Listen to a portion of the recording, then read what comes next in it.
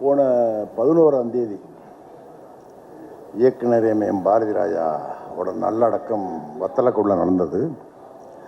அதில் சாரு நானும் பக்கத்தில் உட்காந்துருந்தோம். அந்த மயான கரையில் பாக்கியராஜ் சார், இந்திய திரையுலகின் திரைக்கதை மாமன்னன் அவருடைய மரணம் நான் கிளம்புறேன். அப்படி தான் தகவல் கிடச்சி, எனக்கு மட்டுமில்ல, உங்களுக்கு மட்டுமில்ல, தமிழ் திரையுலகத்துக்கு மட்டுமில்ல, இந்திய திரையுலகத்துக்கே ஒரு மிகப்பெரிய இழப்பு. அந்த துயரத்தோடு தவிர்க்க முடியாமல் இந்த நிகழ்ச்சி நடந்துக்கிட்டு இருக்கு.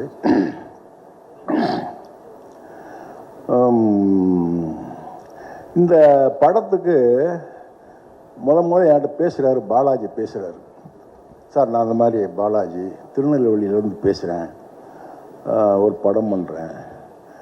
பழக்கமாக கேட்க முடியாது, அதுக்கு படம் பண்ணியிருக்கலாம், யாரெல்லாம் ஒர்க் பண்ணேன் அதெல்லாம் கேட்குறான். நான் D3ன்னு ஒரு படம் பண்ணியிருக்கேன் அப்படின்னா, D3ன்னு நான் எப்போ நம்ம கவனத்துக்கு வந்ததில்லை. சரி, வழக்கமாக ஏதோ ஒருத்தர் சொல்கிறாருன்னு கேட்டுக்கிட்டே இருந்தேன். எதை பற்றியும் ஆர்வம் இல்லாமல் கேட்டுக்கிட்டே இருந்தேன். நான் அமெரிக்காவில் இருக்கேன் சார், அங்கே உள்ள சம்பாத்தியத்தை வச்சு தான் இதை நான் பண்ணலான்ட்ருக்கேன். ஒன்று சார், நான் சரியாக பிடி கொடுக்காமல் போய்கிட்டே இருந்தேன். ஒன்று சார், இந்த படம் எடுப்பேன், இது தோத்துச்சுன்னா நான் எல்லாத்தையும் விட்டுட்டு அமெரிக்கா போயிடுவேன் அப்படின்னார். இந்த ஒரு வார்த்தைக்கு நான் அவர்கிட்ட மறுபடியும் எதுவுமே பேசலை. தேதியை கேட்கல, சம்பளத்தை கேட்கல, எதுவுமே பேசலை. சரி பாலாஜி பண்ணுறேன் பாலாஜி. அன்னைக்கு அந்த ஃபோனில் பேசுகிற போது அவர் மேலே இருந்த எனக்கு ஒரு நம்பிக்கையும் ஒரு அன்பும் என்ன, அது கடைசி வர இப்போ வர அவர் ஒரு இயக்குனராகவே நான் பார்க்கல. இந்த படத்தில் இயங்கின யாரையுமே அவங்க மனைவியிலேருந்து குடும்பமாக தான் இருந்தாங்க. அங்கே போனால் டைரக்டர், அந்த ப்ரொடியூசர், மூணு ப்ரொடியூசர் நின்று பேசினாங்களே, நடுவில் இந்த ஒயிட் ஷர்ட்டில் இருந்தார் இல்லையா, அவரெல்லாம் அவர் கூட தம்பி நினச்சிக்கிட்டு இருந்தேன். நான் இது வரைக்கும் அப்படி தான் நினச்சிக்கிட்டு இருந்தேன். அவங்க தெரியுவாங்க ஏன்னா மனைவி பார்த்தீங்கன்னா ஓடிக்கிட்டு தெரியுவாங்க. பரிதாபமாக இருக்கும், பார்க்க சங்கடமாக இருக்கும். நம்மலாம் பிள்ளை ஊட்டி பேரம்பத்தியெல்லாம் பெற்று கண்டாளுங்க குடும்பமாக அலைவாங்க. இன்னொன்று நான் அன்னைக்கே சொன்னேன், நம்ம மேக்கரைக்கு காரில் ஏற்றிக்கிட்டு போய்கிட்டு இருக்காரு, அவருடைய சொந்த காரில் ஏற்றி போய்கிட்டு இருக்காரு. அது இப்படி இவ்வளோ பெரிய பாறைகளும் இதுகளும் கல்லுகளும் சட்டக்கு புட்டக்குன்னு வண்டி இப்படி விழுந்து போகுது. பாலாஜி ஓடிட்டு போகிறார். அங்கே போய் மேக்கரைன்னு அங்கே ஒரு இது மழை பேஞ்சிக்கிட்டு இருக்கு. ஜூனியர் ஆர்டிஸ்ட் உட்காந்துருக்காங்க. இருட்டு, நைட்டு 1 மணி 2 மணி.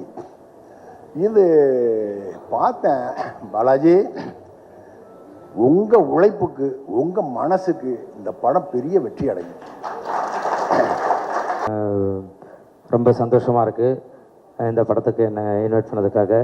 உண்மையிலே சித்து டார்லிங் கூட நான் இப்போ தான் ஒரு சமீபமாக ஒரு 1 மந்த்தாக தான் பழகிறேன். இந்த பழகின இந்த ஒரு 1 மந்த்லேயே பார்த்தீங்கன்னாக்கா, ஒருத்தவங்கள்ட்ட பேசுகிற ஒரு விதமாகட்டும், அந்த ஒரு மரியாதையாகட்டும், எல்லாமே அவர் அந்த அளவு பேசுவாப்பில். சும்மா யாரையுமே வாப்போன்னு கூட்டு கூட நான் பார்த்தது கிடையாது. டார்லிங் அப்படின்னு தான் பேசுவாப்பில். ஸோ அவரோட நல்ல மனசுக்கு இந்த படம் மிகப்பெரிய வெற்றி அடையணும். நிறைய டைரக்டரை பற்றி, மியூசிக்கை பற்றி நிறைய விஷயங்கள் என்ற ட்ரெய்லர் இதெல்லாம் இதில் காமிச்சப்போ அந்த அவ்வளோ அழகாக இருந்தது. பார்க்கவே ஒரு விறுவிறுப்பாக, சரி இந்த படத்துக்கு நம்ம தேட்டருக்கு போய் பார்க்கணும் அப்படின்ற ஒரு ஆர்வம் கண்டிப்பாக இந்த படத்தில் நடித்த எல்லாருக்குமே இருக்கும். ஸோ இந்த படத்தில் நடித்த அத்தனை பேருக்குமே வாழ்த்துக்கள். ரொம்ப சந்தோஷம் என்னை கூட்டத்துக்கு.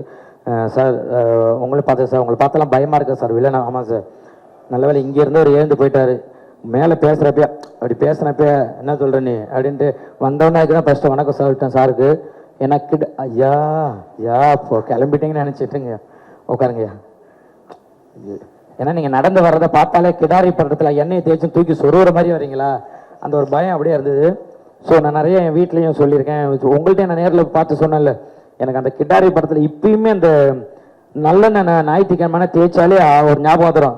ஏய் வை எலும்பு எடு அப்படி ஏற்றின அப்படின்னா என்ன அப்படின்னா, இல்லைம்மா அண்ணனை பார்த்தேன் அப்படி வந்துருச்சுன்னு வீட்டில் அப்படியே போனோம். ஸோ அந்த அளவு இருக்கும். நான் டார்லிங் கேட்டேன் யார் யார் இருக்கான்னு கேட்டோன்னே ஐயா பேரை கேட்டேன். ஆஹா, படத்தில் ஒரு மிரட்டல் இருக்குது அப்படின்னு நினச்சிட்டேன். அந்த அளவு அந்த ஒரு கேரக்டர் பார்க்குறப்ப இந்த படத்தில் ஒரு விஷயம் இருக்குது, கண்டிப்பாக பார்க்கணுன்னு தோணும். ஸோ அப்படி தான் ஒரு நட்புக்காக உள்ளே பார்த்தா இதில் நடித்த அத்தனை பேருமே என்னுடைய நண்பர்களாக இருக்காங்க. சூப்பர். இந்த படம் மிகப்பெரிய வெற்றி அடையணும். அது உங்கள் கையில் தான் இருக்குது. ஏன்னா சும்மா நம்ம இந்த படத்தில் முக்கியமான நாட்கள் நான் நிறைய மேடையில் சொல்லியிருக்கேன், இந்த படத்தில் நடித்த முக்கியமான ஆட்களை மட்டும் நம்ம வந்து கூட்டு நம்ம வந்து ஒரு விஷயம் ஒரு ஆடியோ லான்ச் பண்ணுறோம். இந்த படத்தில் ஒர்க் பண்ண பின்னாடி ஒர்க் பண்ண டெக்னீஷியன் நிறைய பேர் இருப்பாங்க இல்லையா.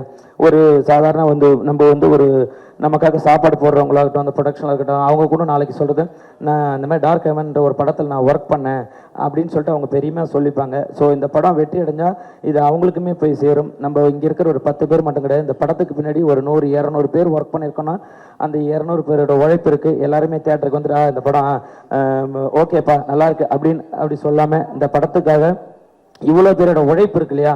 ஒரு ஏன்னா எல்லாருமே ஒரு படம் எடுக்கிறப்ப இந்த படம் ஐயோ இவ்வளோ ஓடனா போதும், இவ்வளோ ஓன படம், இந்த படம் எப்படியாச்சும் மக்கள்கிட்ட போய் சேரணும், நல்லபடியாக சேரணும். ஒரு ஒரு ஒரு சின்ன விஷயம், ஏன்னா எல்லாருமே படம் இருக்கிறப்ப அதில் ஒரு சின்ன ஒரு கரு வச்சுருப்பாங்க. இந்த கரு கண்டிப்பாக மக்கள்கிட்ட போய் சேரணும் அது அப்படின்றதுக்காக தான் அந்த கருவை உங்ககிட்ட கொடுக்கணும். மீடியா நீங்கள் அதை எடுத்துகிட்டு போய் சேருங்க. கண்டிப்பாக அந்த கரு மிகப்பெரிய ஒரு வளர்ச்சி அடைஞ்சு இந்த படத்துக்கு வந்து ஒரு பெரிய வெற்றியை கொடுக்கணும்னு நான் கடவுளை வேண்டிக்கிறேன். இதில் வந்து எவ்வளோ ஹார்ட் ஒர்க் பண்ணியிருக்கீங்கன்னு எனக்கு நல்லா தெரியும். நான் படம் ஸ்டார்ட் பண்ணதுலேருந்து நான் நோட் பண்ணிகிட்டு இருக்கேன். சித்து நிறைய சொல்லியிருக்காரு.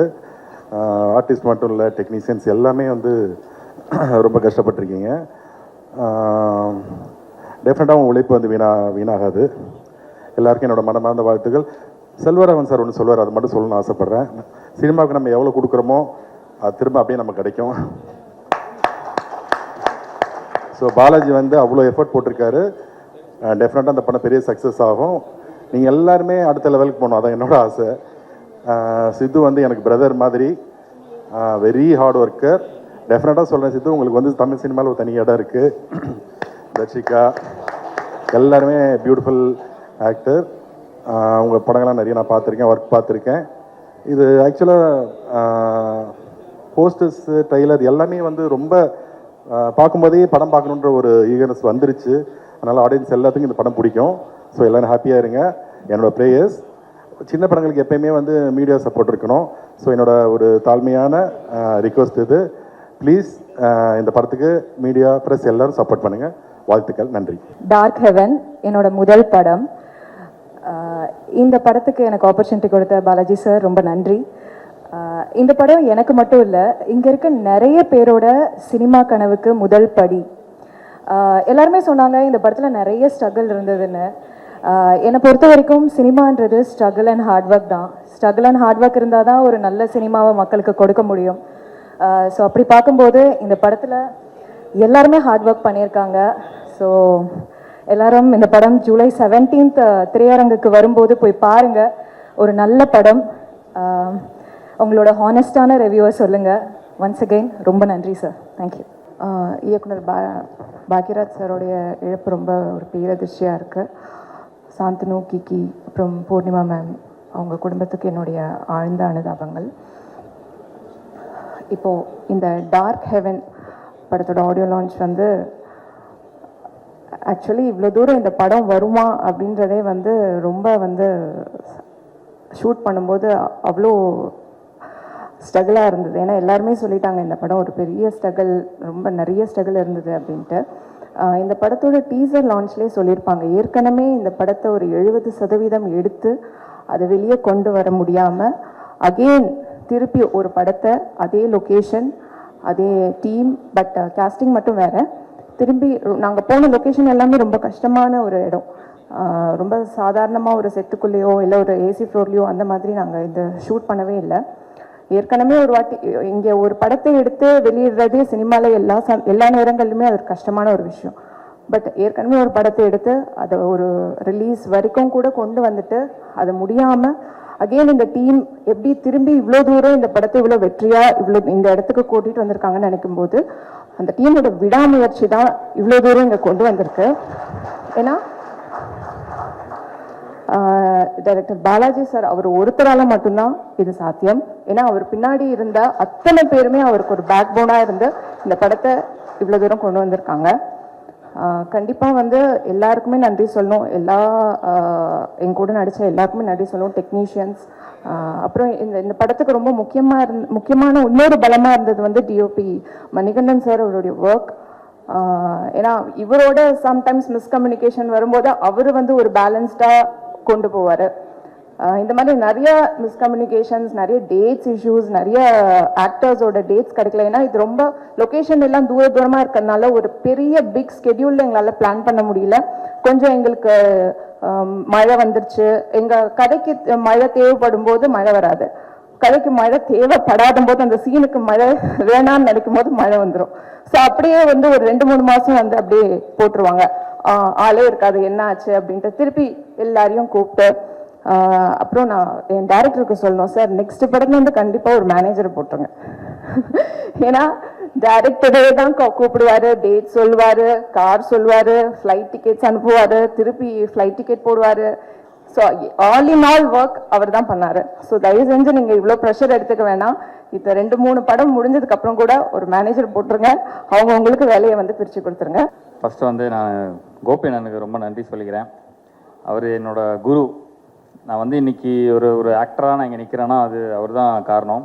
அவர் சொன்னார்ல ஒரு பாஸ்கெட்பால் படத்தில் வந்து நான் அவரை பார்த்தேன் அப்படின்னு சொல்லிட்டு, அப்போ தான் அவரோட அந்த வார்த்தைகள்லாம் வந்து தான் என்னை இந்த பக்கம் அப்படியே இழுத்துச்சு. அதுக்கப்புறம் நான் அண்ணனை போய் பார்த்தேன், அவரோட ஆக்டிங் ஸ்கூலுக்கு போனேன். அங்கே எத்தனை பேருக்கு வந்து அவர் வந்து அந்த ஆக்டிங் எல்லாம் சொல்லிக் கொடுக்குறாருன்றதை பார்த்து ரொம்ப ஒரு மாதிரி வியப்பாக இருந்தது. அப்புறம் அப்படியே அவரை ஃபாலோ பண்ண ஆரம்பித்தேன்.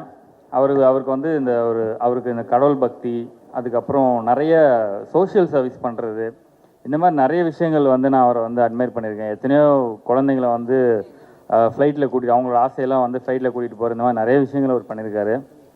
அவரை பார்த்து நிறைய விஷயம் நான் கற்றுக்கிட்டேன். ஸோ இன்றைக்கி முழுக்க இன்றைக்கி நான் ஒரு நல்ல ஒரு லைஃப் ஒரு ஆக்டராக நான் வந்து வாழ்கிறேன் அப்படின்னா அதுக்கு வந்து கோபிநாத் தான் வந்து அதுக்கு முக்கிய காரணம். அவருக்கு ஆனால் ரொம்ப நன்றி. நான் நிறைய மேடையில் நான் வந்து சொல்லணும்னு நினைப்பேன். என்னென்னா எப்போவுமே எடுத்த உடனே இப்போ பேசுறதுன்றது ரொம்ப முக்கியம் எல்லாருக்குமே. இப்போ நம்ம வந்து எந்த மாதிரியான ஒரு திறமை நம்மக்கிட்ட இருந்தாலும் நம்ம தான் அதை வந்து வெளியே சொல்லணும். என்கிட்ட இந்த திறமை இருக்குது, நான் நல்லா நடிப்பேன், நான் இந்த படத்தில் பண்ணியிருக்கேன், என் கூட இவ்வளோ பேர் இருக்காங்க அப்படின்றத வந்து நம்மளை ப்ரெசென்ட் பண்ணிக்க தெரியணும். அப்போ தான் வந்து 4 பேரை போய் ரீச் ஆகும். வேணா மற்றவங்க யாரும் அதை பற்றி நம்மளை சுற்றி இருக்கவங்க பேசுவாங்க, இருந்தாலும் நம்மளை எப்படி ப்ரெசென்ட் பண்ணணுன்றது கண்டிப்பாக தெரியணும். ஸோ அதனால் நிறைய இடத்துல நான் சொல்லணும்னு நினைப்பேன். எனக்கு அப்போல்லாம் அந்தளவுக்கு ஒரு இது கிடையாது. ஸோ ஆனால் இது ஒரு கரெக்டான ஒரு மேடை. நீங்கள் வந்திருக்கீங்க, அதனால் நான் சொல்கிறேன். ரொம்ப நன்றி. அப்புறம் ஜவஹர் சாருக்கு ரொம்ப தேங்க்ஸ் சொல்லணும். அவர் வந்து எப்படி இப்போ கோபியனா வந்து எனக்கு ஒரு ஸ்பார்க் வழி காமிச்சு விட்டார். அதுக்கப்புறம் என்னை கையை பிடிச்சி கூப்பிட்டு போனது வந்து ஜவஹர் சார் தான். அந்த திருமணம்ன்ற ஒரு ஃபஸ்ட் என்னோட சீரியல் அது பண்ணேன். அது மிகப்பெரிய ஒரு இது. அவர் ஜஸ்ட் ஒரு ஃப்ரீயாக இருக்கிறதுனால வந்து ஒரு மாதம் மட்டும் அவர் சும்மா தொட்டு கொடுத்துட்டு போனார், ஒரு ஆசீர்வாதம் பண்ணிட்டு போகிற மாதிரி. அது பயங்கரமான ஒரு ரீச் அந்த ப்ராஜெக்ட். அதுக்கப்புறம் தான் அப்படியே படிப்படியாக அப்படியே மேலே வந்தது. புகழ் டார்லிங் ரொம்ப ரொம்ப நன்றி. எனக்கு வந்து குக் வித் கோமாளியில் எனக்கு என்ன கிடச்சோ இல்லையோ ஒரு அழகான ஒரு நண்பன், ஒரு ஃபேமிலி, ஒரு பிரதர், நிறைய விஷயங்கள் நாங்கள் வந்து ஷேர் பண்ணுவோம். புகழ்கிட்ட எனக்கு பிடிச்ச விஷயம் என்னென்னா அவருமே அந்த மாதிரி தான். அவர் நிறைய அந்த சோஷியல் சர்வீஸ் பண்ணுறது. கிட்டத்தட்ட ரொம்ப வருஷமாக அவர் வந்து நிறைய டெய்லி அன்னதானம் போடுறாரு. நிறைய பேருக்கு அன்னதானம் பண்ணுறாரு. அது பார்க்கும்போதெல்லாம் எனக்குமே அது அந்த இமேஜ் பார்க்கும்போதே ரொம்ப சந்தோஷமாக இருக்குது. எத்தனை பேர் நம்மளை சுற்றி இருக்கவங்க பசியில் இருப்பாங்க. நம்மளுக்கு இப்போ நம்மக்கிட்ட நிறைய பணம் இருக்குது, பணம் காசு இருக்குது, பட் நம்ம நினச்சதை வாங்குகிறோம், சந்தோஷமாக இருக்கும். பட் எத்தனை பேர்கிட்ட அது இல்லை அப்படின்ற ஒரு விஷயம் இருக்குது. ஸோ அவர் சம்பாதிக்கிறதுலாம் நிறைய பேர் அந்த மாதிரி சோஷியல் சர்வீஸ் பண்ணுறாரு. அதெல்லாம் நான் அவனை பார்த்து நிறைய நான் கற்றுக்கிறேன் டார்லிங். நானும் அது முயற்சி பண்ணுறேன். முடிஞ்சால் என்னோடய பங்கும் நான் அதில் வந்து நான் கொடுக்கணும்னு நினைக்கிறேன். சங்கீதா தேங்க்யூ நீங்கள் வந்ததுக்கு. பட் நீங்கள் வந்து குக் கோமல் நிறைய பேசுகிறீங்க, ஆனால் இங்கே கூப்பிடும்போது கொஞ்சம் வெக்கப்பட்டீங்க. பரவாயில்ல, இருக்கட்டும். அந்த ஒய்ஃப் ஸ்ரேயா, அவங்க எனக்கு ஒரு பெரிய சப்போர்ட். எல்லாருக்குமே அவங்க ஒய்ஃப் சப்போர்ட்டாக தான் இருப்பாங்க. ஐஸ் வைக்கிறவங்களாம் நினச்சிக்காதீங்க தயவுசெய்து. அவங்க வந்து எப்படி சொல்கிறது, ஒரு விஷயத்துலையும் என் கூடவே அவங்க இருப்பாங்க. அதை நான் பண்ணுறதை இன்றைக்குமே ரசிப்பாங்க, ரொம்பவே ரசிப்பாங்க. எனக்கு ரொம்ப பிடிக்கும். Thank you, love you. And dark heaven trailer and audio launch சூப்பராக போயிட்டுருக்கு. ஆக்சுவலி ட்ரைலர் நேற்று பார்க்கும்போது ரொம்ப சூப்பராக இருந்தது.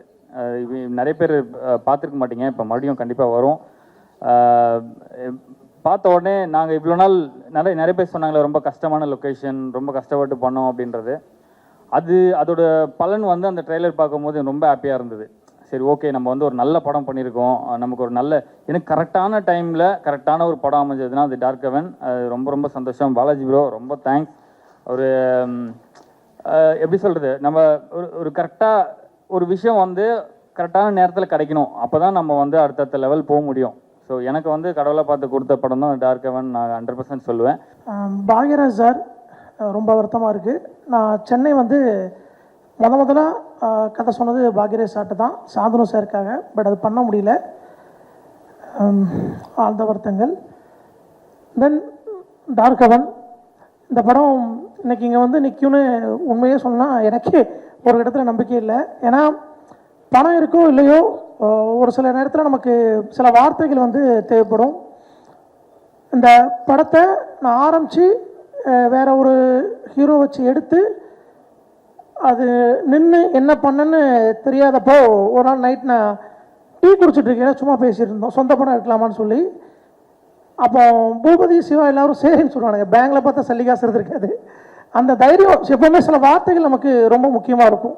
அதுக்கப்புறம் நாங்கள் எடுத்து மூவ் பண்ணி ஆரம்பிக்கும் போது தான் சரண் சார் அவர் இல்லைன்னா கண்டிப்பாக இன்றைக்கி இந்த படமும் இல்லை, இந்த மேடையும் இல்லை.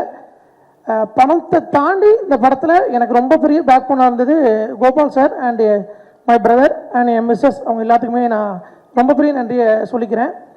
அப்புறம் அந்த படத்துக்குள்ளே வந்த பிறகு எனக்கு ரொம்ப ஸ்பெஷலாக தெரிஞ்சது சித்து ப்ரோ. ஏன்னா நான் ஏற்கனவே வெளியே ஃபுல்லாக நான் ஒரு ஹீரோ வச்சு எடுத்தால் நான் மாற்றுவேன், எல்லாமே எனக்கு சுற்றி தப்பாகவே இருந்துச்சு. நானும் சென்னையில் கிடையாது, நான் திருநெல்வேலி தான். ஸோ ஒரு ரொம்ப நெகட்டிவிட்டிக்குள்ளே தான் நான் வந்து சித்து சார்ட்ட கதை சொன்னேன்.